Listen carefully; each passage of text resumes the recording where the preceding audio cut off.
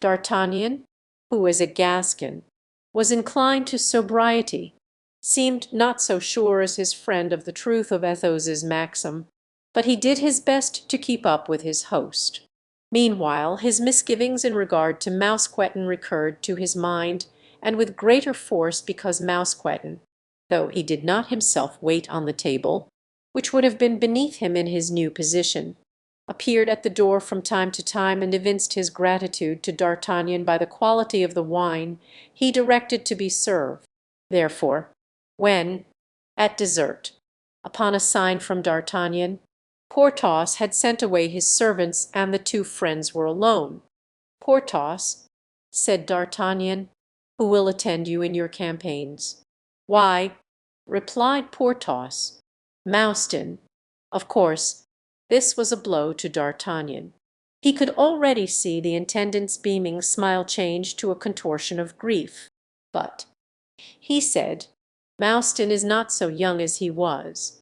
My dear fellow, besides, he has grown fat, and perhaps has lost his fitness for active service." "That may be true," replied Porthos, "but I am used to him, and besides, he wouldn't be willing to let me go without him. He loves me so much." "Oh, blind self-love!" thought D'Artagnan.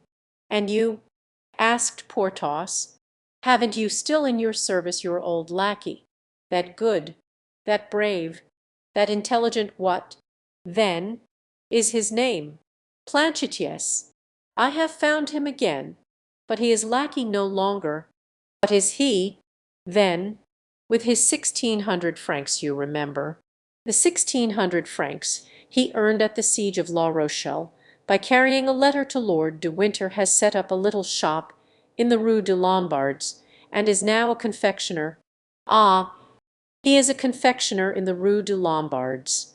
How does it happen, then, that he is in your service?" "He has been guilty of certain escapades, and fears he may be disturbed." And the musketeer narrated to his friend Planchet's adventure.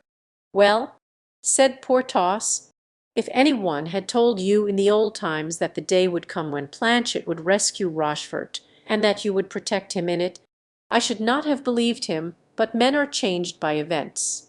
"There is nothing truer than that," said Porthos, "but what does not change, or changes for the better, is wine. Taste of this. It is a Spanish wine which our friend Athos thought much of." At that moment the steward came in to consult his master upon the proceedings of the next day, and also with regard to the shooting party which had been proposed. "Tell me, Mouston," said Porthos, "are my arms in good condition?" "Your arms, my lord, what arms?" "Zounds, my weapons." "What weapons?" "My military weapons." "Yes, my lord, at any rate, I think so." "Make sure of it, and, if they want it, have them burnished up, which is my best cavalry horse, Vulcan, and the best hack, Bayard. What horse dost thou choose for thyself?" "I like Rusted, my lord, a good animal, whose paces suit me. Strong, thinkest thou? Half Norman, half Mecklenburger will go night and day. That will do for us. See to these horses, polish up. Are we then going to travel?" "My lord?" asked Mousqueton, rather uneasy. "Something better still, Mouston, an expedition." "Sir?" asked the steward, whose roses began to change into lilies. "We are going to return to the service, Mouston," replied Porthos, still trying to restore his moustache to the military curl it had long lost. "Into the service, the king's service." Mousqueton trembled, even his fat, smooth cheeks shook as he spoke, and he looked at D'Artagnan with an air of reproach. He staggered, and his voice was almost choked. "Yes and no. We shall serve in a campaign, seek out all sorts of adventures, return, in short, to our former life." These last words fell on Mousqueton like a thunderbolt.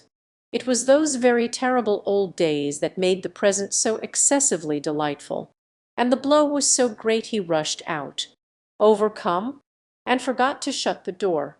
The two friends remained alone to speak of the future, and to build castles in the air. The good wine which Mousqueton had placed before them traced out in glowing drops to D'Artagnan a fine perspective, shining with quadruples and pistoles, and showed to Porthos a blue ribbon and a ducal mantle. They were, in fact, asleep on the table when the servants came to light them to their bed.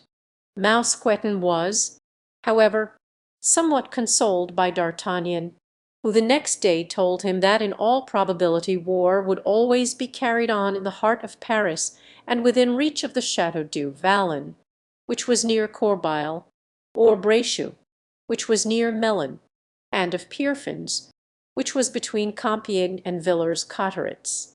"But formerly, it appears," began Mousqueton timidly,